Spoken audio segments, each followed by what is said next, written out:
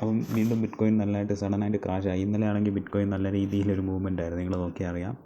1,02,000 വന്നിരുന്നു. 1,02,702. അവിടെ നിന്നൊരു കറക്ഷൻ, അതായത് ഇന്നത്തെ ഒരു ക്യാൻഡിൽ തന്നെ നിങ്ങൾ നോക്കിയാൽ അറിയാം, $5,000 കൂടുതൽ ഇന്ന് തന്നെ ഡംപായി. ഇതിനുള്ള മെയിൻ കാരണമെന്ന് വെച്ചാൽ ഇവിടെ ഒരു സെൽ ഓഫ് ആണ്.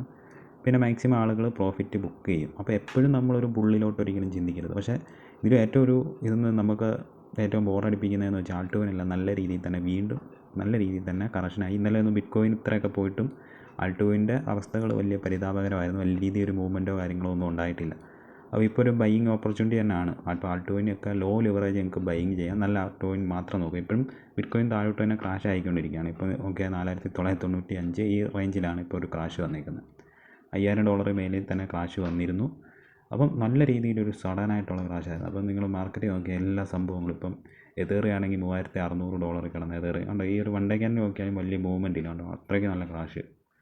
ബിറ്റ് കോയിൻ്റെ ആ ഒരു മൂവ്മെൻറ്റ് മാത്രമാണ്. ബിറ്റ് കോയിന് ഈ ഒരു ലെവലിൽ ക്രാഷ് ആയാലും ഇവിടുന്ന് കയറി ഇത്രയും വരെ വന്നിട്ടാണ് ക്രാഷായി. ഇത്രയും വരെ വന്ന് ഇവിടെ വരെ ഒരു ക്രാഷ്.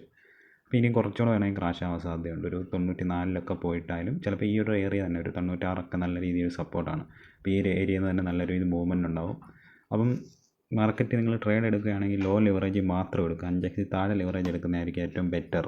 അപ്പം മാർക്കറ്റ് എന്തൊക്കെയാലും നല്ല രീതിയിൽ മൂവ്മെൻറ്റ് ഉണ്ടാവും. ആൾട്ടോയിൻ്റെ അവസ്ഥയിലാണ് നമുക്കെല്ലാവർക്കും ആകെ ഒരു വിഷമം തോന്നുന്നത്.